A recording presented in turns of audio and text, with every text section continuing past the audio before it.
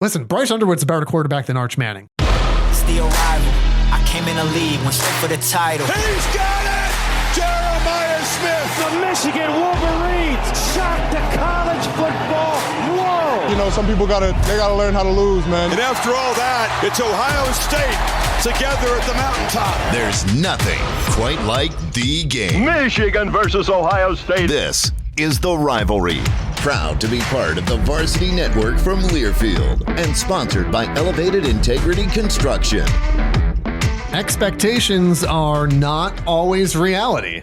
Ask Penn State or Texas. Our entire YouTube section right now. Oh, man. This is the Rivalry Podcast. My name is Jace. That's JP, a Michigan-Ohio State college football podcast dedicated to the greatest rivalry in all of sports from River Radio Ministries and presented by our friends at Elevated Integrity Construction.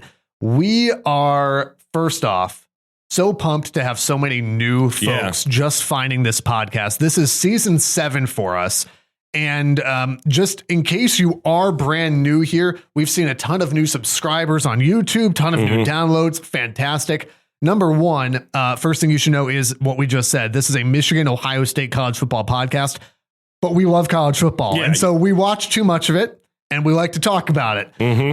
But we are focused each week on making sure that we keep all eyes on that last Saturday in November. We're credentialed with the University of Michigan football program, with Ohio State's football program. Was in Ann Arbor this weekend. You were in, we're in Columbus, but you were at the I was there. You were at the Horseshoe from Minnesota. And so please be sure to follow on social media. It's at RivalPod, Facebook, Twitter, Instagram, YouTube, and continue to subscribe, rate, review. That's what helps kind of keep this small budget podcast thing moving. We appreciate you listening and sharing with friends. All that stuff means the world to us. Thank you for doing that. By the way, if you're here for like an X's and O's thing, you should also know this ain't that. You're here for vibes. Okay. You're here for strictly vibes, and that's it. If you sit down and watch college football on Saturdays and you cheer with your heart, that's what you're here for. That's what you're here for. That's us to a T. If you're new here, one thing that we like to kick off the show with is a little thing called wheel route. And we've pivoted. We've done a little bit of a wheel route here in Audible, if you will. And we've kind of changed the way we've done this. So in the past, we would go through, we'd have a list of topics. We'd do a fun little picker wheel that would spin around, make some fun noises, and then it would choose.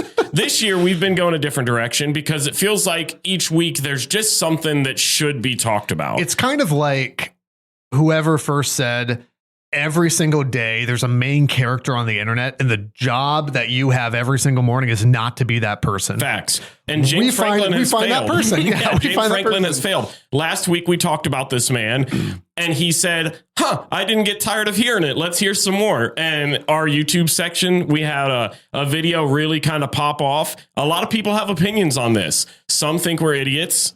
Some are right on board with us. Others just don't like the guy. And you know what? We're here for that as well. What's fascinating is one of the big things that I said after the Oregon loss for Penn State was, if not now for James Franklin, then when? Yeah. Here's a senior-laden team. This is not rocket science. This is the talking points you could get anywhere, to be honest with you. It's the senior-laden team built like Michigan's title run in 23, built like Ohio State's title run in 24. And they proceeded to answer the question of if not now, when, with the answer of never.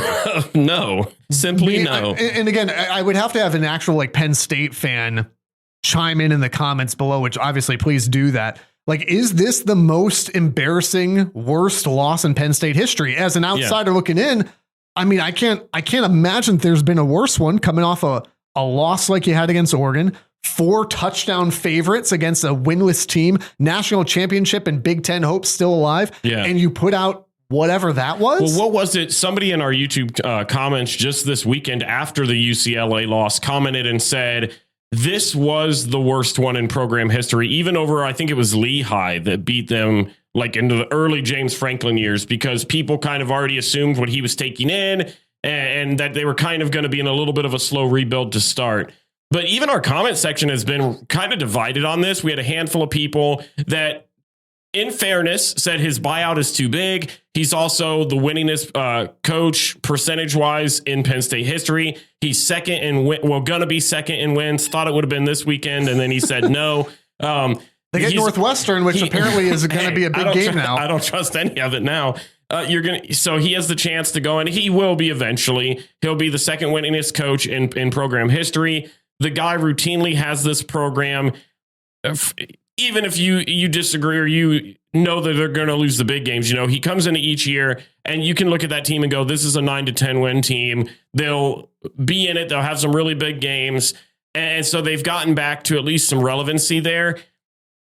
And I've had the question asked in our comments, if not him, then who? And I think that's fair because, but also, I mean, it's fair, but also the question has got to be, are you content with being Iowa, or do you want to be Michigan and Ohio that's State? where I would stand. I think if you're a program like Penn State, the answer is no. He's not doing good enough. That's just a matter of fact. Because now you're not just big game James. It's little game James also. Well, what are we doing? Who was it? It was somebody. It was Annie. I always mispronounce her name. Agar. Yeah. Okay. Famous social media person. You've probably seen her videos everywhere. That she said James Franklin got so tired of hearing people talk about how he can't win the big games that he decided to lose the small games as well. And that's chess, not checkers. And that's exactly it. If you're Penn State, I don't know where you go from here, because you could sit here as a Penn State fan or as a Penn State program and say, well, if we beat Indiana and we beat Ohio State, everything's in front of us. Yeah, I guess. I disagree. I guess. But disagree. I mean, so there's a world in which you could bend this to feel like Ohio State after the Michigan loss. There's a world in which you can bend it that way. I don't think that that's a fair assessment. Penn State has not beat a Power 4 team yet this year. This was a preseason national championship favorite whose best win is currently Florida International University, which is a real school. How is that your best win? You've played 2 Power 4 teams and you lost both of them. This isn't week 3. What are we doing here? And so if you're Penn State, I don't know where you go. No, and after the game, one of the reporters asked Drew Aller, do you guys think you're still in the hunt? And he was like, what do you think? And they said, well, I don't know. And honestly, I'm glad I wasn't that reporter, because I said, well, Drew, you don't want to know what I think because you ain't going to like the answer. And he still thinks that this is a team that's in the hunt. And the disassociation from reality with them is just crazy. There is no circumstance where you watch them play Oregon at home and lose the way that they did, and then you see them go out and lay an egg against UCLA where the defensive scheme was just atrocious. This is a team that went out and made Jim Knowles the highest paid defensive coordinator in the nation at the time. In the last 2 games, that defense has allowed a combined 870 yards and 72 points. Is that good? It is not, and I am so glad. I was actually upset when Jim Knowles left. Now I'm thankful. Thank you, Penn State. My brother and I were texting about this over the weekend, and he said, is Matt Patricia actually an upgrade from Jim Knowles? And again, 100%. As a Lions fan, I'm going, I don't know if I'm willing to say that, but I mean, Penn State's certainly not playing well. Coordinators, though, is you heard people questioning that move, and there are just some guys, and they questioned it last year with Ohio State and Chip Kelly even. There are just some guys who aren't cut out to be head coaches. They can really be experts on one side of the ball, and that was what Chip Kelly was known for, was his offense. And you saw what he was able to do when he was able to go and utilize talent that Ohio State had and be able to focus on that group. Same thing with Matt Patricia.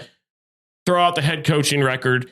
The guy knows defense. Him being able to go there and just be able to focus on that, you're seeing the results of it. But whatever's happening at Penn State, I mean, there's got to be a cutoff point. There's got to be a point where you look at that program and you have the fan base. That town wants to go crazy for the Lions. I mean, it's the best atmosphere in college football. Yeah, one of the best for sure. You can get the talent. There's no doubt about it. You have the money.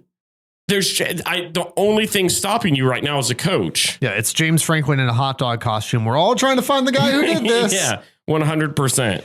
That's more than enough on Penn State. Like if we buried James Franklin at this point, same time next week, probably. Why don't we? My guy, I'd say if Northwestern beats them, oh my goodness, but UCLA. If Northwestern beats them, I can't bring him back for a 3rd time around the sun on wheel route, because at that point I'll feel like a bully. I disagree. Let's talk about, speaking of bullying teams, how about Ohio State, Minnesota? Man. Now I want to be careful here, because I do have to play the Michigan side of this rivalry. But I've never been angry at the Minnesota Golden Gophers before.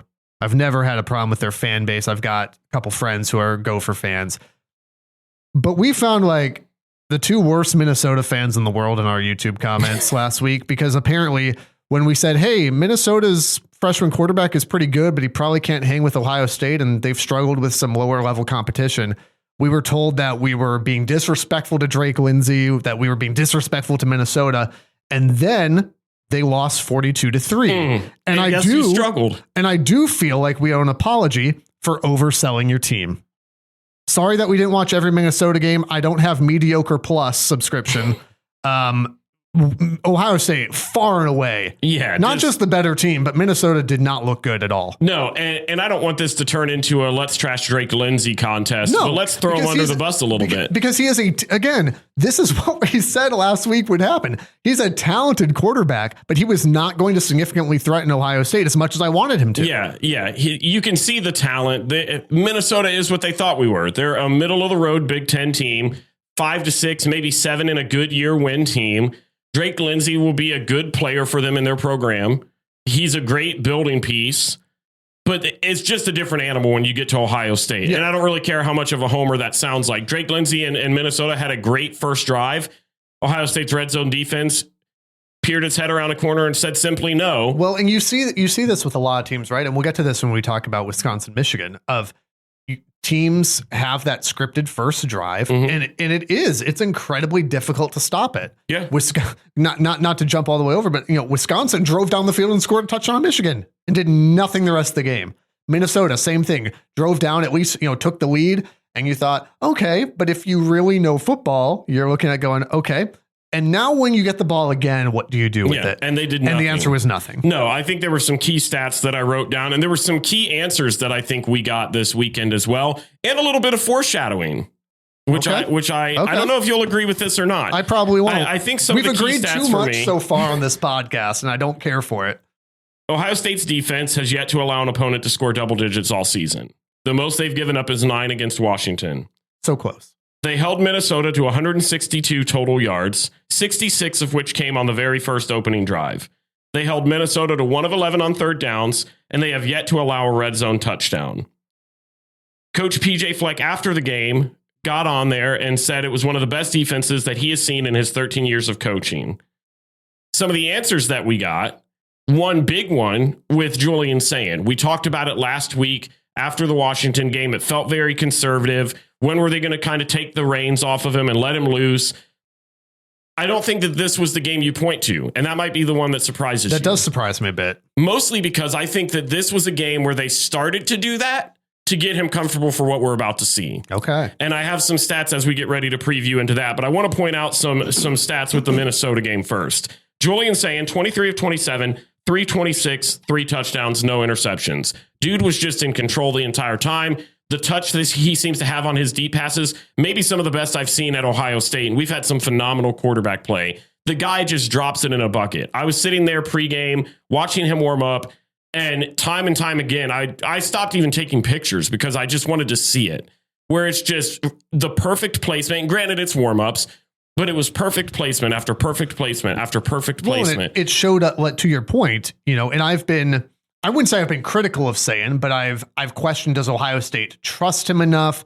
I've said, okay, you're accurate, but you don't wow me. I thought he looked great in this game. Yeah. And so I'll give him his flowers. I thought he looked really great in this game. I thought your defense continues to look really great. I am curious again, and it's hard to, in one sense, it's hard to nitpick a 42-3 win. But I think the one area of concern, if I'm an Ohio State fan, or the one area of exploitation, if I'm a Michigan fan, continues to be the run game. I still just don't see much from the run game that concerns me. Bo Jackson, we've talked about ad nauseum, is the clear RB1 for this team. But there's still just not a lot there. And I'm curious what that looks like against a better defense down the road. And obviously I'm thinking about Michigan. Yeah. But what's it look like against a better defense down the road that does force you to run the ball a little bit more? And if you can't do it, what does that do? Because we saw what happened last November. Yeah, and I don't even know if I agree with that, because they outrushed Minnesota 135-68. And Minnesota was one of the top defenses as far as rushing goes in the Big Ten leading up to this game. They were allowing like 60 yards per game. It's something we talked about last week as this is a thing that's going to not decide the game, but that you're going to really be looking at. I thought Bo Jackson answered the call well, but I thought it was pretty evident that their game plan wasn't going to be the ground game. I thought it was very clear, hey, we're going to go out there and we're going to toss this thing around. And I think that was intentional. I think it was intentional for the Illinois game specifically. Yeah, let's talk about Illinois, because Illinois is coming into this game as a, and I'll let you start off here, but I'll just say for now, I don't know what to do with Illinois. Mm-hmm. I've watched the games. I've looked at, gone back through. I've looked at this, stat lines, and Illinois is a very confusing football team, because you will get have the doors blown off you by Indiana, who, by the way, is a good football team, but still, you gave up 70 points. You got beat, 63-10, 70-10, whatever it was. I lost track. I went to bed. But yet you turn around and can beat USC. Like, I don't know what to do with that inconsistency. So I'm curious what you think and what you're looking at coming into this game as an Ohio State fan. Yeah, this was one that I think a lot of Buckeye fans had marked on their calendars pretty early on. It's still obviously going to be a big game, but I think there are some glaring weaknesses for Illinois. And I think you saw some of the game plan that they had against Minnesota was intentional to get Julian Sayin ready for this game. If you look at the last couple of games, the last 3 games for the Illinois defense, they're allowing opponents on average about 507 total yards per game. Is that good? Last week versus Purdue, they allowed 453 total yards, 300 of those through the air. Against USC, they gave up 364 yards through the air, almost 500 yards of offense. Against Indiana, they allowed almost 600 yards of total offense. Even against Duke, in a game in which they won 45-19 or something like that, they were outgained in total yardage and gave up 438 yards total. This defense is not good. You know what helps Ohio State? That they have a pretty dang good offense, especially through the air. I just tried to look up the Illinois Duke score, and it pulled up basketball, and Duke scored 110 points. I'm going to believe that was football. I wish. That game was a lot. I don't want to say closer, because Illinois' defense did force 5 turnovers, which is a great performance from them. They gave up a lot of yards in doing it. Yeah. And the score doesn't ultimately really reflect that. But this defense is weak, in my opinion. I don't have a lot of respect for them. I agree with that. And I have a lot of respect for Ohio State's defense, and I have a heck of a lot of respect for guys named Jeremiah Smith and Carnell Tate. And honestly, Max Clare now. He had a great game against Minnesota. Now, what I said in the Minnesota recap is that I thought that their game plan for that with Julian Sayin was intentional, not because they felt they needed it against Minnesota, but they needed something like that kind of a confidence booster, that kind of a performance from Julian Sayin to be able to lead into this game, because you saw it against Washington. They were a little more conservative. They knew that there were going to be times where he was on the road where they were going to need him to step up and throw the ball. And so I felt like the game plan for Minnesota was intentional for him to go out there and sling the rock around the way that he did, take some deep shots, not be as conservative, not because they were playing lesser talent, although I think, sure, that was the case. I think it was to get his confidence up, to get to get him ready to go on the road and play an Illinois team where they know that one of the glaring weaknesses of that defense is through the air. You saw the stats that I just read off, 364 yards through the air against USC. Indiana absolutely torched them. You saw Purdue with 300 plus yards through the air. Purdue with 300 plus yards through the air. And I think they gave up 27 or something against Purdue. Yeah. Ohio State should be able to move the ball up and down the field at will. I think for this game, I don't want to get too cocky, because I think that's where it gets dangerous. I was going to say, you sound extremely confident, and that is usually where things do not end well. I am very confident. I think if Ohio State goes out there and they just play their game, this isn't going to be close. What you got? Where I think that this gets close is if they allow Altmaier to go out there and make some big plays through the air and on his feet. He's got a great wide receiver right now, the Hank Beatty, that has been playing well. The offense is fine. I don't have a lot of questions with Illinois' offense. It strictly comes down to defense, and I trust Ohio State's defense. They've not allowed double digits all year. I don't think Illinois has an outstanding offense. I think Washington is leaps and bounds ahead of what you see in Illinois, and I just don't trust their defense. I got Ohio State 27, Illinois 10. I do think they get double digits. Wow. Okay. Yeah, it's fascinating. I don't disagree with a lot of what you said. And again, I try not to disagree with you just for the sake of disagreeing. I enjoy disagreeing with you. That's why we do this podcast. But I think you're spot on with your analysis of Illinois, though. They score a lot of points and they give up a lot of points. It reminds me, and again, that we saw these two teams play, but they remind me of kind of Cornfield USC, right? I mean, that's what they've been called. Many people are calling Illinois Cornfield USC, where the offense is clicking. The offense puts up points. The defense is just nothing to write home about. It's not terribly good. Illinois does not run the ball terribly well. And to, I think, wear down Ohio State's defense as good as they are, you kind of have to be able to run the ball. Mm-hmm. Both teams rely on the passing game as the engine, but the way you beat Ohio State is with defense. Like, ask Michigan. Like, look at a bad Michigan team last year. How did you beat Ohio State? Yeah, some of it was running the ball for sure, but also like it was Michigan's defense that won that game for them. You are unlikely, not saying it can't happen, but you are unlikely to beat Ohio State in the shootout. Like if it's a point grab, no defense, you're probably not not going to be able to overcome the level of Ohio State's defense and keep pace with Ohio State's offense. Even as I mentioned last week, they have not looked like unbeatable death machine, but they looked really good this past weekend. But they've made baby steps. I think saying this last week against Minnesota, I think was as good as he's looked. Was a great step forward to be in that. The way Illinois is built is to just run the score up, and it's football, right? But to score more points than you, right? Yeah. But it's to get into these high scoring games, and it works against lesser or comparable teams. I don't think it works against the nation's best teams. I just don't think, even if Illinois came out and had their greatest, if Ohio State plays clean, if they don't commit a turnover, they don't get penalized a ton to give Illinois extra chances, I just don't see the firepower that the Illini have to score more than 20. And I think to be able to beat this Ohio State team with as good as this defense had played, you've got to score 28 plus to even give yourself a chance. It's weird that you say 20 because that's exactly how many I think Illinois scores. I've got Ohio State 34 and Illinois 20. I think Ohio State will not have much trouble with this defense. Now, I think you mentioning the turnovers for Illinois is a key here, because like you mentioned the Duke game, and obviously Duke and Ohio State not comparable, but had a fantastic game against Duke in the turnover department. Still give up a ton of yards. Forced USC into one, if not two turnovers as well, I believe, in that game. I mean, and by the way, Illinois on the offensive side fumbled the ball into the end zone twice against USC and still won that game. So the offense should be good, but I just don't think the combination of Ohio State's defense combined with how porous that Illinois defense is, I don't think they've got enough to keep pace with Ohio State in this one. I hope I'm wrong. Well, of course, it'd be weird if you didn't. I would really enjoy. Listen, Brett Bielema is one of the most unlikable coaches in college football. I'm not saying I'm cheering for him. I'm cheering for his players. Okay. It ain't going to make a difference. Now, 34-20? 34-20 for Ohio State in this one. Now, maybe, just maybe, you feel a little bit like James Franklin in Penn State. You're trying to build like a champion, but you might not know how to execute it because Drew Aller is still your quarterback and your defense can't stop Nico Iamaleava. Aaron and the team at Elevated Integrity Construction have a winning pedigree and a team of All-Americans. A juggernaut of the industry, they've built a dynasty of championship builders.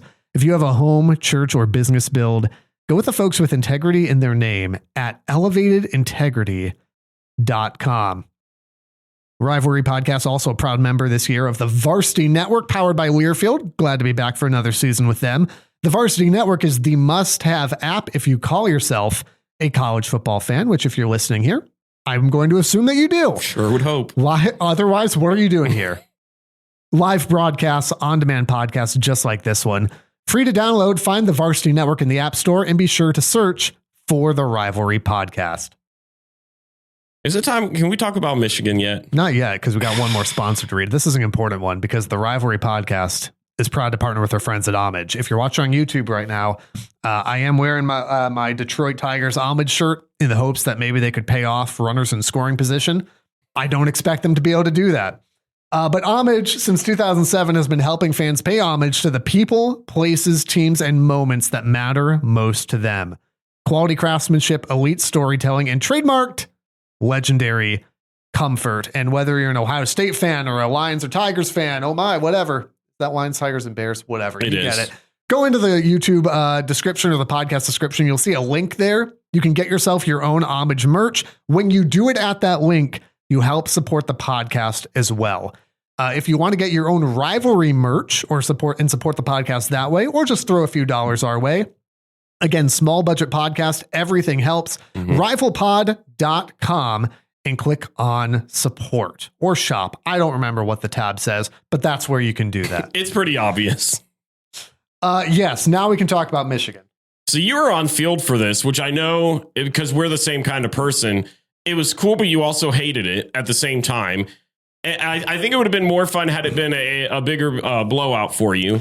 Well, yeah, it's just because usually if I'm covering the games, usually I'm at press level, and so you get to watch the game and it's kind of like it's like live TV, right? Like you're watching like a fan in a lot of senses.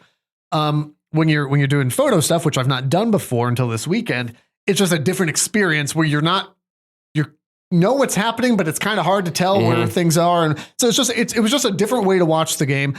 It also was supposed to be kind of just an easygoing afternoon. And then it was kind of an annoying first half. Yeah. And then Michigan pulls away at the end. Also, it was 107 degrees. I was going to say it was so hot. It was awful. On Saturday. Like I was actually very thankful Ohio State was at night because it got down to probably like low 70s, high 60s when I left. And it was just awesome. That sounds perfect. No, but a great experience. Always happy to be there. Always thankful for Dave Abloff helping us out there.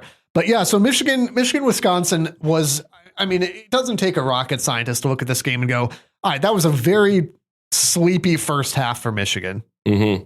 I think Wisconsin had like 10 more yards than Michigan at the half, which you're kind of box Who had that on their bingo card? Wait, what? And again, a lot of that though for Michigan, and Michigan ends up outpacing them by like 200 yards at the end of the day. The second half was much better. That first scripted drive for Wisconsin, we talked about this with Minnesota as well. Even though okay, what are they going to do after this? It's still frustrating because Michigan didn't tackle terribly well on that drive. Gave up one, maybe two third down plays. It's just not the vibe that you want to start off a game like that with, right? I will tell you though, I went back just because I was curious and said, okay, after the opening touchdown drive, what were the remainder of Wisconsin's drives like? So glad you asked. Let me read to you. Let me read to you the rest of Wisconsin's drives. Got to make sure I get the number of these correct. Punt, punt, punt, punt, punt, punt, punt, interception, punt, field goal. So Michigan kind of figured it out. And by figured it out, I mean that Wisconsin could do absolutely nothing outside of that opening drive. Well, it's easy when the defense goes against a third string quarterback. I mean, come on. Rough. I mean, yeah, Wisconsin's just not a good football team. Credit to them. I mean, their defensive line is, again, they came in with like the number one rush defense in the country. That's a bit of fool's gold there. But I do think that their defensive line is a decent defensive line. Mm-hmm. Michigan still manages to run for a lot on this team. And I'm blanking on exactly how many Michigan ran for off the top of my head here. Michigan ran for 175. So, I mean, that's I think Wisconsin was averaging giving up like 70 yards. It was less than that. I thought they were only giving up like 50 on the ground. It might have been 50. You're right. It was 50 because Alabama had like 70 something on them. So Michigan runs for 175, passes for 270. I mean, the first half was one of those games where you go, okay, this looks like a team coming off a bye. They looked rusty. They looked sleepy. I loved the way that Michigan came out of the second half, though, and started throwing the ball around. I thought that was exactly what they needed to do. Michigan had I couldn't believe this. Michigan had nearly the same rushing yards first half to second half. It was like off by a yard. So they split the run game pretty evenly, but went from 55 passing yards in the first half to 215 in the second. And I think the number one place you can point to is kind of what we've been harping on for weeks. It's amazing what actually catching the football can do. Mm-hmm. There were probably 3 or 4 passes from Bryce that went, okay, he just missed a guy. Not a good throw, and you go, okay, cool, freshman quarterback, that's fine. You have got to help your quarterback out. I mean, we'll get to the good here. And the good would be Donovan McCulley. The good would be Andrew Marsh. Samaj Morgan's got to catch the football. Mm-hmm. And when he's been inconsistent all year. And we've talked about this. He's hot and cold, and I think the kid is incredibly talented. But even some of the catches he had the catch where he then like bobbles the catch and then catches it, then fumbles the ball and then falls back on it. You can't do that. You've got to be able to catch the ball. Kendrick Bell, again, God love him, but he's wide open. Nobody run him for 20 yards there at the end of the third quarter. Is the ball a little high? Yeah, I guess, because Bryce is on the run. You have to catch that. There's no one around you. And while you can get away with it against Wisconsin, can you get away with it against USC? Probably not. Against Michigan State, rivalry game? Probably not. Against Ohio State? Definitely not. And so I think that's the big frustration coming out of this is I can forgive a first half bye week, coming off bye week slow start there. Second half looked fantastic, but my big question moving forward is, can you get consistency from this passing attack? Because you have got to, your quarterback is young. He's going to make a few mistakes, but you've got to help him out. If he's putting the ball in your hands, you have got to come down with the football. And so that was the frustrating piece of this for me. The exciting piece of it for me was just, I don't even know if we could say the emergence of Donovan McCulley, but the way that Michigan started utilizing McCulley and the Marsh. Expectations with him this season were high. The expectations, this felt like the first game that he lived up to those. I would agree with that. And he's been good, but this felt like McCulley is now and he both has been and hasn't been, but that's your guy. We've been, everyone's been saying this since the offseason. Like, he's clear wide receiver one, treat him like one. They treated him like one. And shout out Andrew Marsh, who has made some very freshman mistakes in his first 5 games in maize and blue. He looked really good on Saturday. Mm-hmm. He looked better than some of the. He had some great catches. Again, and I hate to throw Samaj under the bus, but he looked better than upperclassmen like Samaj. Mm-hmm. And so it'll be curious to see. And there were rumors that he was going to be featured in this game. It'll be curious to see if they continue. And I think they should continue to feed McCulley and Marsh in that order. Obviously, you've got Marlon Klein in there. Hogan Hansen is hopefully back from injury next week. He was questionable this week, did not play. If those are kind of if those two receivers and your whoever's out at tight end, if those are your guys and you're feeding them, I feel pretty good about that. Justice Haynes continues to do Justice Haynes type things. Michigan overcomes a slow start, plays very well in the second half. The defense continues to be just very good. And go ahead. I know you've got some thoughts maybe on Wisconsin. I just kind of have a question because, obviously we're both viewing this from different lens. And so while I don't disagree, because I've said the same thing about Ohio State before, and you've said the same thing that I'm going to ask you back to me. But you look at a game like this, where Wisconsin's coming into this game, they're going to the big house. It's a home game for the Wolverines.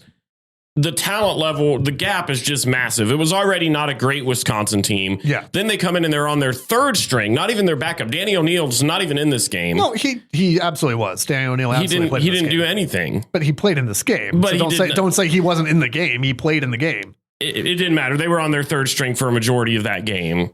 And it still was an ugly win in my book. Yeah. 24-10 just shouldn't satisfy you as a Wolverine fan. I understand at the same time, a 14-point win is a 14-point win. It was a 2-touchdown score.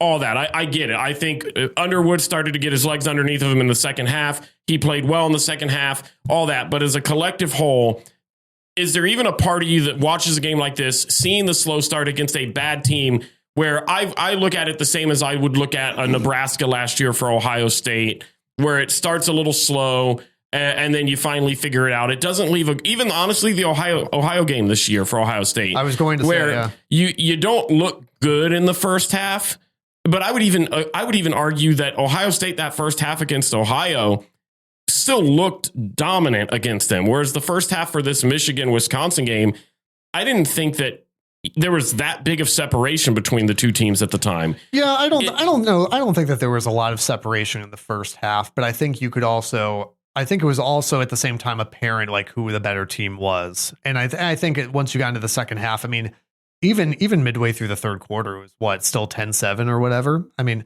but there wasn't much question about, okay, Michigan is clearly going to pull away. Everybody knew that that Michigan was going to end up winning that game. But I just feel like kind of brushing it off and going, well, they played great the second half and it was still a dominant win doesn't truly tell the story, because it's still a very ugly win in a game that in my mind should have been like what Minnesota Ohio State was, where maybe Wisconsin gets a little bit more on the board and puts up a little bit better of a fight. But it felt like we should have watched similar games from both of our teams. Yeah, I mean, to go out there and only score 24 when you got Bryce Underwood, who's been hyped up as one of the best freshmen in the nation. And I think you can see the talent is there. But there's been a bit of inconsistencies with him this year where he seems to get it figured out. But for a half, maybe even some of the full games, and we'll get to this with USC, but there seems to be full games where he really looks like a freshman and that he's not ready for the moment. Then there are games like this past week where he looks like butt for the first half, just looks bad. And then he starts to figure it out and he ends up having a decent game. Is any of that, as a Michigan guy, concerning at all? The Bryce stuff continues. You ask me this every week. The Bryce stuff is not concerning to me. He threw for 270 yards. I'm not concerned about that.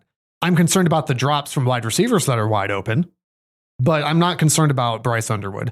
I completely disagree with that. I don't disagree that this was not a polished looking win for Michigan. I think they dominated the second half, but I don't think anybody can walk away and say, well, I feel fantastic about that win. Mm-hmm. I don't feel bad about it because, again, a win is a win. Well, let's be real, a sluggish first half that you still win by 2 touchdowns is better than being Penn State or Texas.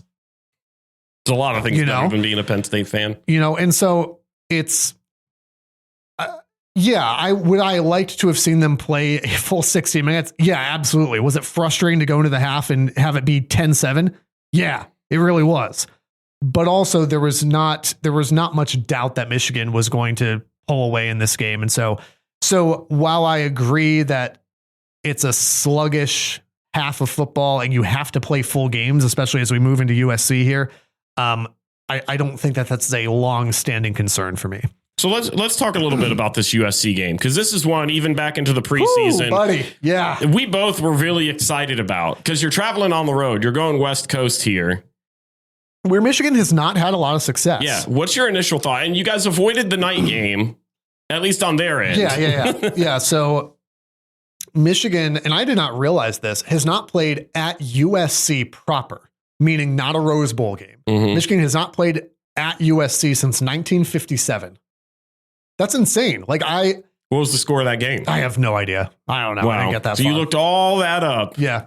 I know that they've played them in 7 Rose Bowls since then and lost all but 1, which is not encouraging to me at all.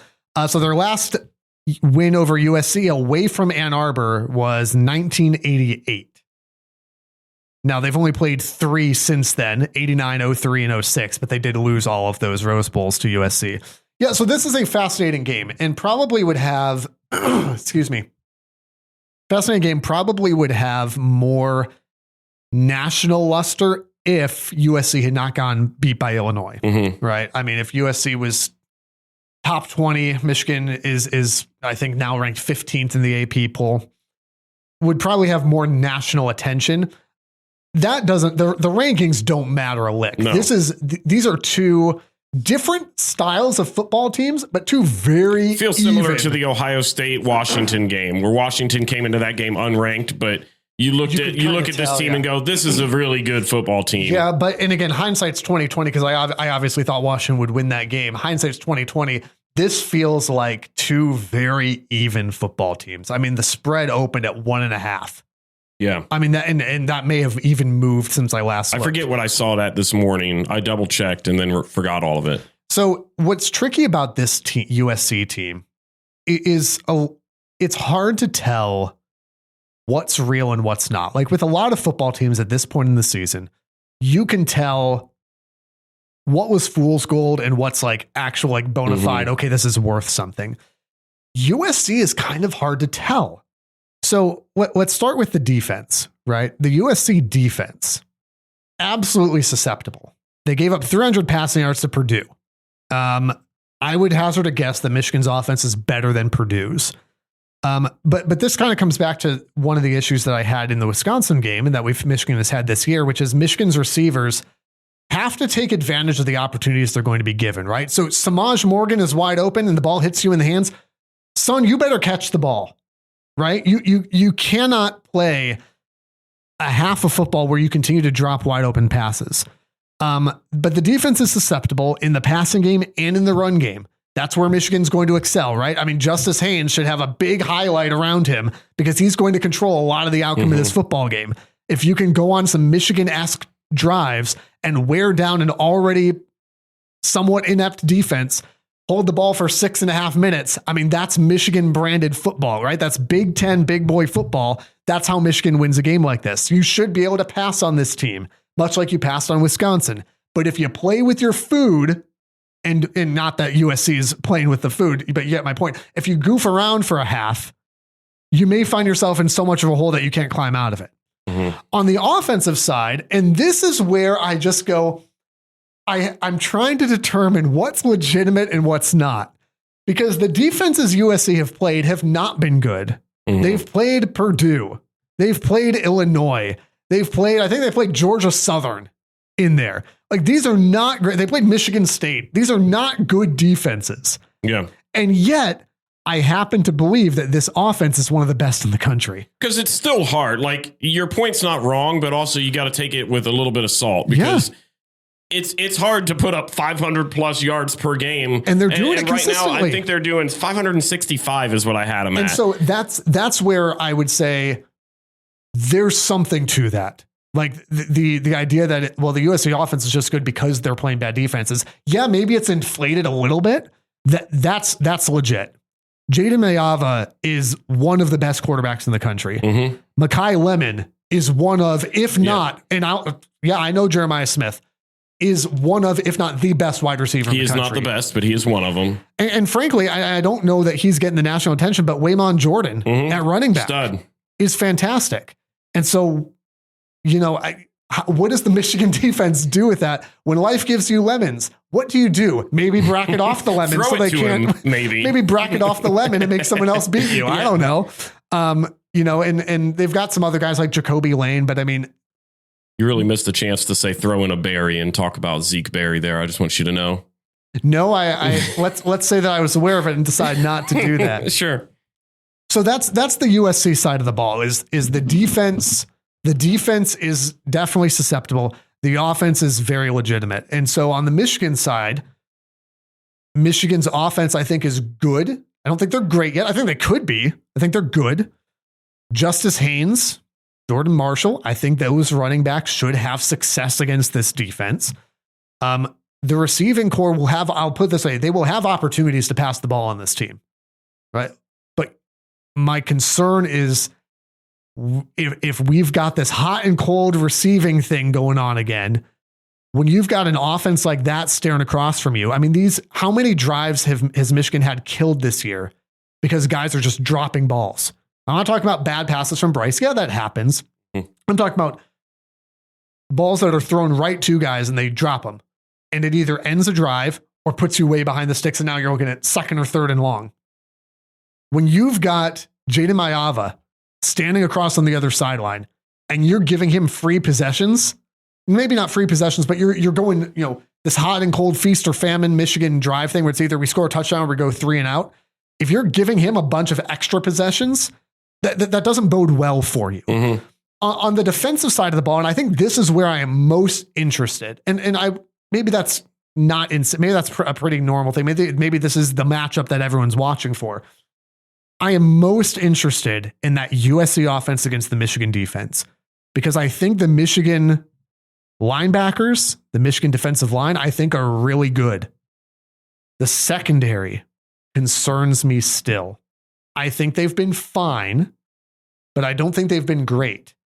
They are going to have to be great on Saturday. Now, I do think that dynamic shifts with Rod Moore coming back. Rod Moore, by the way, getting that interception, let's ignore the fact that Jair Hill interfered with the receiver, but Rod Moore getting that interception, I mean, rivalries aside, how can you not be happy for that kid? Very easy. To fight back from that injury. to overcome all of that, to get the interception, get back on the field. I mean, that's just good stuff right there. Ron Moore being back on the field does change the feel of that Michigan secondary. My question's going to still be, though, whoever lines up on Mekhi Lemon, whether it's Zeke Berry or Jair Hill or however Wink wants to structure this, can you keep up with him? And I have my doubts. I'm not making the prediction yet, but I'm just telling you I have my doubts. I want to hear you summarize this game. I want to hear your prediction, and then I'll give you mine. Well, that's a first, but I will go ahead and take that. Okay. I think there's one big thing that you missed in this when you were giving your kind of preview for this. And while USC's defense as a whole is atrocious, there is one bright spot to that defense that you missed. Right now, they rank top 10 in the nation in sacks. I think they have 17, maybe it's 19 on the season. The one thing that defense does well is gets to the quarterback. One key piece to this Michigan offense where I think you've seen some major flaws, especially in Bryce Underwood, is in big games on the road. I look at the Oklahoma game. I look at the Nebraska game. His two worst performances, both of those games, he had very underwhelming performances in my mind. The Oklahoma game, as we all saw, one of the big reasons that he struggled in that is because of the defensive line for Oklahoma. So I think that's going to be really interesting to see how effective is that D-line going to be at getting to him, making him uncomfortable. And given his track record so far, in big games on the road, he's just not played well. So I have major concerns there where that's the stuff that I'm going to be watching is, can this be a game where he actually goes out and performs like he has at home, like the second half of Wisconsin, or is he going to continue to struggle? Can USC's defensive line get to him early, get to him often? They don't have to get the sack, but they need to make him uncomfortable. See, and I don't know that I agree with you about the Nebraska game because the stat line, the passing yard stat line wasn't phenomenal, but also Michigan ran for what? 250 yards on the ground there. And Bryce also used his legs a ton. He had the one for 40 yards, which was great, but the rest of that was carried by Justice Haynes and Marshall. But my point being though that you didn't have to throw the ball like crazy, and he was effective on the ground. And him being effective on the ground opens up everything else too. But my point is, if you're gonna go that direction, then you're gonna have to get into a shootout to beat this USC team. And I think at that point, you're going to have to throw the ball. And so like later on in this, one of the things that I had is the same thing you've seen all season with Michigan. Justice Haynes is going to be heavily relied on. Mm-hmm. He has been the MVP of your entire team all season long. Yeah. Time and time again, when you need a big run, a big play, your offense is struggling. Who's the one that comes out on top? I texted you this weekend. He's been your Khalil Mullins this season, where early last year, that guy carried your team on his back. Against USC. Yeah. Against USC. Literally against USC. So I'm looking at that and I'm going, okay, if I'm looking at how this Michigan team has performed so far this year, where on the road in big games, I've seen Underwood struggle. And the Nebraska game was a good point because, he made some plays on his legs, but I don't think that's going to be enough. I think you're going to have success through the air against USC.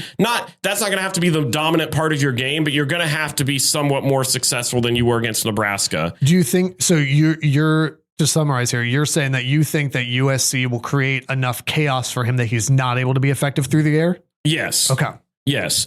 I don't agree with you, but that's okay. And that's fine. I wouldn't expect you to. USC's offense, I think, is legit. I think it's going to be obviously one of the biggest tests Michigan's defense has to face.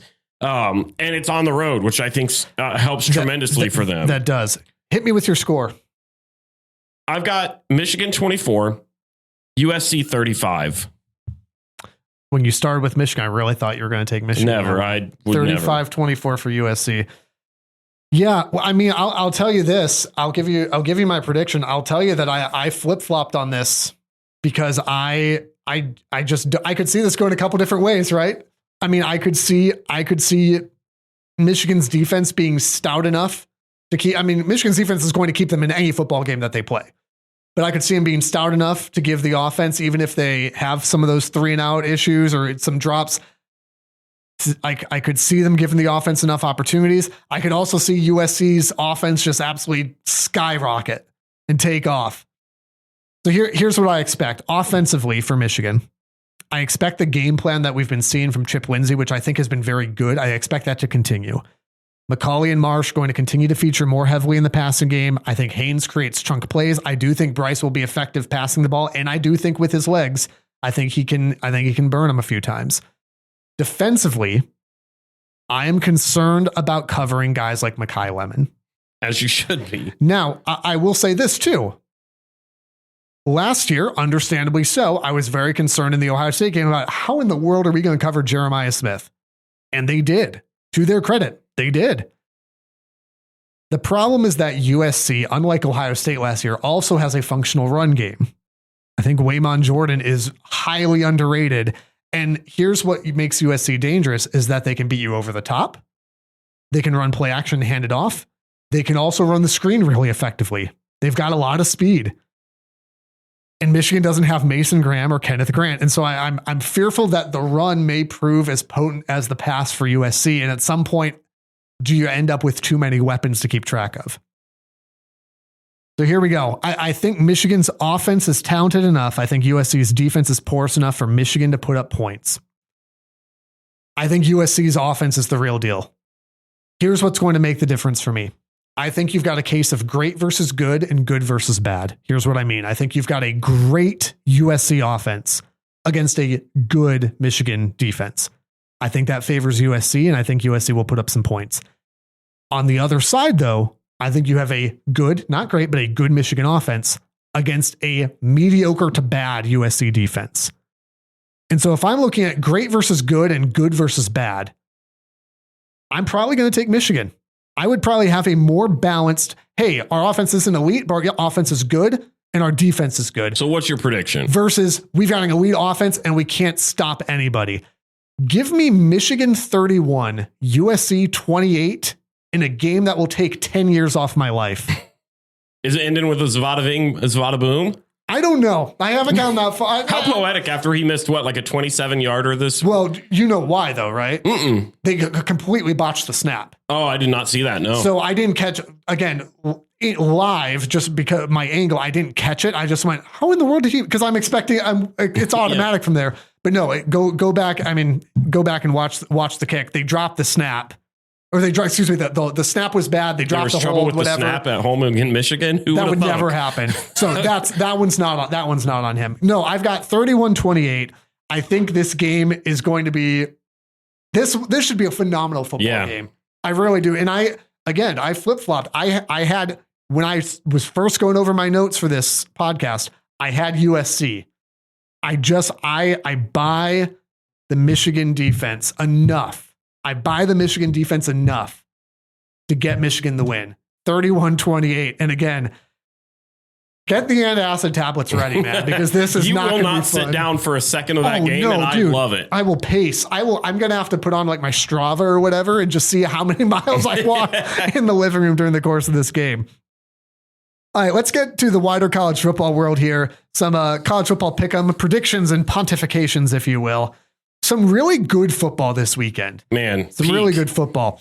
Let's start off with Alabama at Mizzou. Alabama comes off a massive win against Vanderbilt.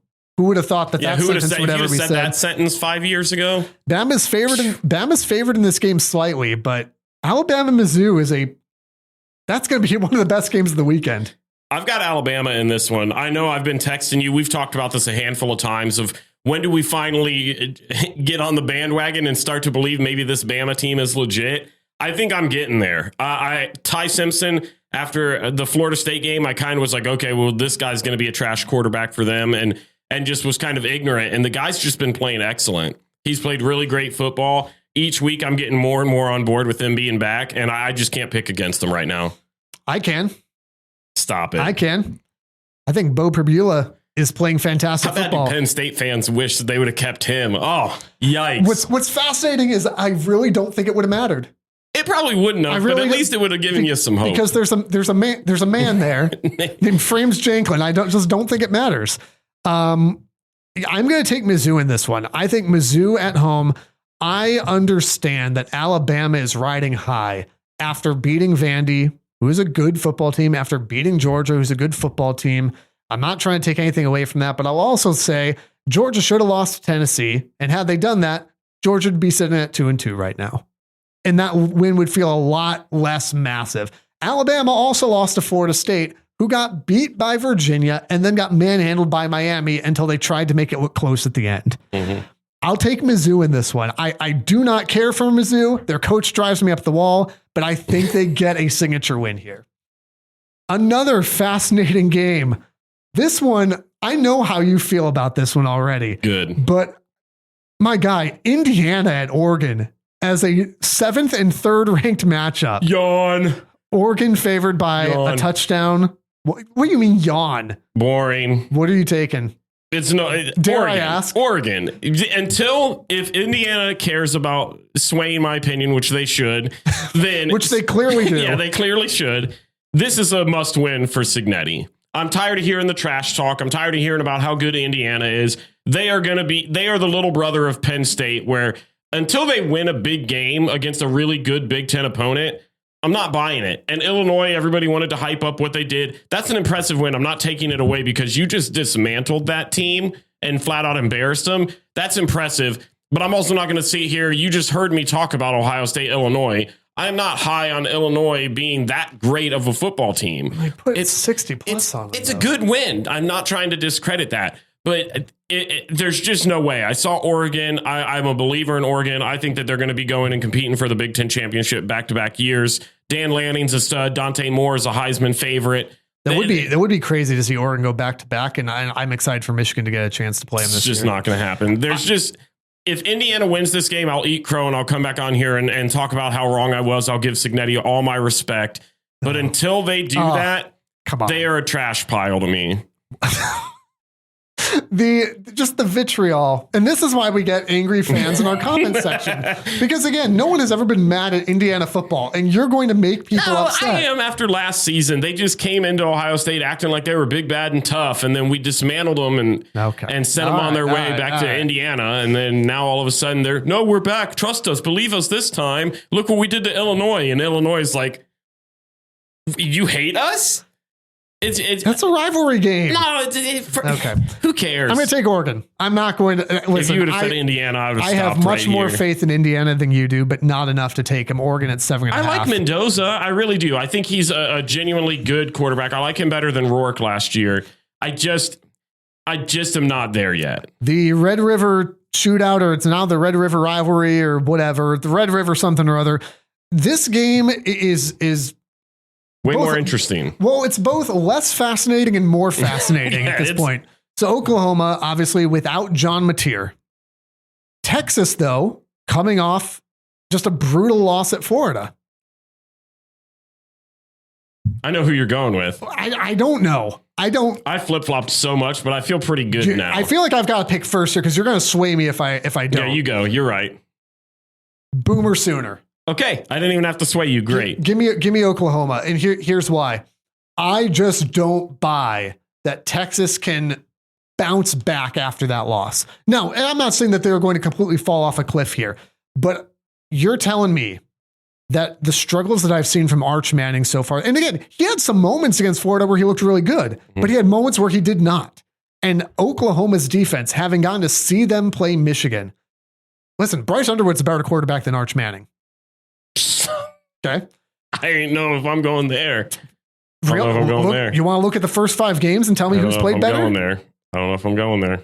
Bryce Underwood has absolutely outplayed Arch Manning. That is a just wild statement. It's not though. It's factual. This is James Franklin saying it's not narrative. It's facts. No, I do not trust Arch Manning against this Oklahoma defense. I understand that most of the focus will be Oklahoma doesn't have their quarterback. Get that. Understand that. Florida has DJ freaking Lagway, who has played like trash, and he played great. He at least played well, even if you're like, he didn't play great. He played well enough to get the win. Played well enough to get the win. I will take Oklahoma, and I will say that they're going to have to ride their defense in this one. For sure. I think they do it. I think they pull it off. That's where I don't disagree with you. I think it is going to come down to the defense, and I trust Oklahoma's defense more than I trust Texas. At least right now, Texas gave up 450 yards or whatever to Florida. I also don't trust Arch's decision-making right now. I'm not going as far as to say that Bryce Underwood's a better quarterback than him. And that's fine. The facts bear it out. That's fine. But I think what it's going to come down to, because John Mateer obviously not going to play in this game. Yeah. Which, by the way, a huge bummer. Huge bummer. I think if he plays, this isn't even close. I think because they're going to be on their backup, Michael Hawkins Jr., who played okay, but they also played Kent State. So didn't have to do much. Yeah. What are we He was just trying to get his feet wet for this game. Yeah. So I think as long as he's able to take care of the ball, it's going to be very similar to what you saw with like a Julian Sayin against Texas. They're not going to try to win the game with Michael Hawkins Jr. Yeah, they'll let the He's just going to have to go. I think the defense is going to get enough pressure on Arch Manning that Arch Manning that until he wins a Power 4 game, he will be Arch Manning. That the Manning kid, once they get to him, make him a little uncomfortable. You saw what Ohio State did to him and how that impacted his play. I'm expecting kind of the same, so I'm going Oklahoma. Would be a massive win for Oklahoma given the state of having Mateer out, because if they can get through this game, they should be able to survive until Mateer comes back. I know they really want him back for the Ole Miss game, obviously. Yeah. And Mateer is kind of like the Rod Moore thing, right? Like where even if you're a Texas fan, you don't like Oklahoma, you got to be upset that Mateer's missing this game. You got to be excited in one sense for him to get back healthy. It's the Rod Moore thing, right? Like no one wants to see a guy like Rod Moore hurt. And so it's exciting that he's able to get back there. Yeah. Without Mateer, I think they'll have to ride the defense. I think the defense gets it done. Oklahoma, even though Texas is favored in this game, I think Oklahoma finds the win. Georgia at Auburn. Georgia 3.5-point favorites. They're coming off a loss to Alabama. Auburn hasn't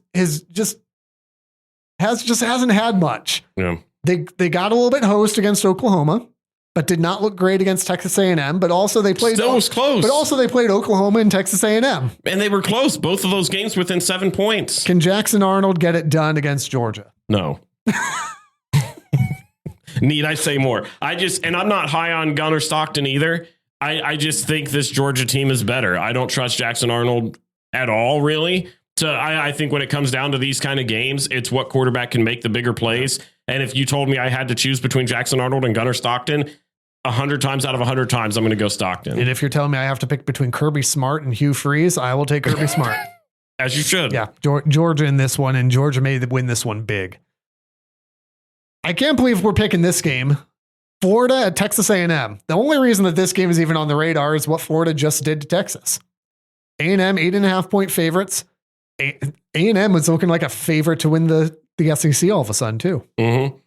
Yeah, I've got Texas A&M. I feel like I do this every single year. Florida feels like that trap game that I look at and I go, yeah, they could probably upset this team, and then they never do. DJ Lagway is not a good quarterback. No. Texas A&M has a dude that maybe you've heard of him, Mario Craver, who leads the SEC in receiving yards in a conference that has a guy that's named Ryan Williams, who is just as dominant of a receiver as a guy like Jeremiah Smith. Marcel Reed looks so good. You're looking at this kind of talent. Texas A&M's got the favor of it being a home game for them, and I think that's what ultimately swayed me, because I go with my heart a lot of times. And seeing what Florida did to Texas, then I go into a game like this, and it feels like the perfect trap game for A&M for me to go, yeah, you know what? I think Florida could maybe get it done. And they just won't. No. Texas A&M. Florida caught lightning in a bottle against Texas, and they will not do it again. A&M will win this one. A&M, again, kind of like Georgia, A&M may win this one by like 3 scores. Mm-hmm. I mean, I think Texas A&M is playing really, really good football. Last one we're going to pick, and then we'll hit the stupid genius unless you happen to pick the underdog in this one. South Carolina at number 11, LSU. LSU needing a bounce back win. Yeah, I feel like this is another pretty obvious one. Maybe you disagree with it, but South Carolina to me is a good team. They're decent. They're a middle of the pack SEC team when it comes down to it. A lot of their success depends really heavily on Lenoris Sellers and whether he has a phenomenal game or not. And I think in this game, he'll probably have a couple of big plays, but just not enough to slow down the LSU defense from getting to him. I like Garrett Nussmeier. I think he's one of the best quarterbacks in the nation. And it's a home game for the Tigers. It feels like a recipe for this to be a blowout when people probably are expecting it to be a little bit harder fought game. I'm not big on South Carolina. Yeah, I think I agree with you. I think LSU covers. I have drawn the line in the sand all off season, preseason through this season that LSU was a really good team, that LSU was going to win the SEC. So I'm gonna ride with him, but I can tell you that the offense has concerned me. As high as I was on Nussmeier, he's concerned me. And I know they got beat by a good by a good Ole Miss team, but I'm nervous about LSU moving forward. They will win this game. I think they will cover the 11.5. But then they go to Vanderbilt, and then they get A&M, and then they go to Alabama. The A&M game is going to be really good. Vandy one I'm not high on. They've got Vandy, A&M, Alabama, and then they finish the year with Oklahoma. I guess we'll find out. We'll find out. Stupid genius. Guess who got their first upset pick of the year? Look correct. at you. It's me. I'm changed. I'm a changed man. Hopefully not. Virginia beats Louisville on the road. So the stupid genius, 5.5 point underdogs. If you get it right, you get whatever the spread was when we recorded this. So you're up 23.5 to 6.5. I desperately needed that. And what's funny about this one today is you said you felt like you picked the same thing as me. I'm afraid. So I'm so curious. I want you to go first because I want to see how well you know me. This is a true test of our friendship. I'm afraid that I picked the same team that you did because I know that you've been high on this team. Oh, you might be right. Was your spread 5.5 exactly? It sure was. Yeah. Okay. I'm not going to pick up ground this week. Can I say it then? Yeah. Maryland over Nebraska. Yeah. Let's go. And I would kind of like to see Nebraska win this game, to be honest with you. Yeah, it makes it a more quality win for you. More quality win. I'm trying to figure out what to do with Maryland because Maryland was up 20-0 on Washington and then lost. Mm-hmm. So again, there's the joke, right, about September Maryland is not to be trifled with, but just wait till October, November. I mean, that kind of bore out where you went, Maryland has turned the corner. And behind the corner or around the corner is a man with a giant baseball bat and they got conked over the head with it. I don't know. That analogy doesn't work. Maryland over Nebraska, though, because I buy Malik Washington. He's so good. I buy Malik Washington. Scares me, by the way, if I'm looking ahead, Michigan goes to Maryland right before the Ohio State game. And I do not enjoy that. Just very brief. Because we got the same thing here. I picked the same game, but can we just talk for a second about the spoiled riches that the Big Ten seems to have right now in young quarterback play? You've got Julian Sayin. You have Childs from Michigan State, who's played well. You've had Bryce Underwood, obviously, Dylan Raiola, Drake Lindsey, who, despite what he did against Ohio State, has shown promise. Malik Washington, another one that you could throw up there. I mean, just so much young talent coming out of that conference. Malik Washington, true freshman. He's from Maryland. He's just been an absolute dog. He's fun to watch. He's so fun to watch. Not when he plays my team the week before the biggest game of the season. Oh, I'm gonna be so pumped for that. And here's the thing too, and this is what the rivalry does. As we look to that, what does this mean for playing Ohio? Every game is not going to beat Ohio State. Every game was that enough to beat Michigan? Yeah. Who knows? Yeah. But I can tell you right now that I do not like, and Ohio State struggled with this too. The game right before you go into the rivalry game. Maryland, was it 3 years ago, where Maryland didn't nearly. It was 2022. It was 2022 because no, I'm thinking of 22. Well, yes, there was that. There was the Haskins one, but I'm thinking more recently. So it was the same day that Michigan played Illinois, and Blake Corum got hurt, and Michigan nearly lost to Illinois right before playing Ohio State. Because later that afternoon, Ohio State played Maryland, and Maryland nearly beat Ohio State. Michigan has had problems with Maryland as well. 2 years ago, the national championship year, Michigan looked like they were going to just dog walk Maryland. And then all of a sudden, here comes the Turtles. Here comes Tagovailoa. and Billy Edwards played in that game too, by the way. And Michigan went, hey, maybe we should finish this game out real quick. I do not like that matchup, right? I felt fine about it earlier in the year. For this part of the segment, can we just put up the viral clip of the kid that goes, I like turtles, and that just be our prediction? Not. Hey, fantastic college football this weekend. Please be sure to support the podcast, even if that just means you leave a rate, review, subscribe. Phenomenal. If you can support either by buying some homage merch in the comments, going to rivalpod.com. You want to throw $5 and say, hey, this will help cover gas to get you to Ann Arbor for a trip or whatever. Fantastic. Thank you so much for doing that. But please rate, review, subscribe, share with a friend, follow on social media at RivalPod. And Just enjoy. Get ready to not leave your couch all day Saturday. Honestly, start it Friday night. Rutgers and Washington, 9 p.m. Friday. Get it started early. I felt like I was ramping up for like this great, like just enjoy so much good college football this weekend. Also, if you want to start early with just some college football, Rutgers and Washington on Friday night. Go Scarlet Knights. What's better than that? Most things, actually. The Rivalry Podcast is part of the Varsity Network from Learfield and the River Podcast Network from River Radio Ministries. New episodes out every Monday. Be sure to subscribe, rate, and review wherever you're listening right now, and follow on social media at RivalPod and RivalPod.com. And if you like what you hear, share with a friend so they can listen too.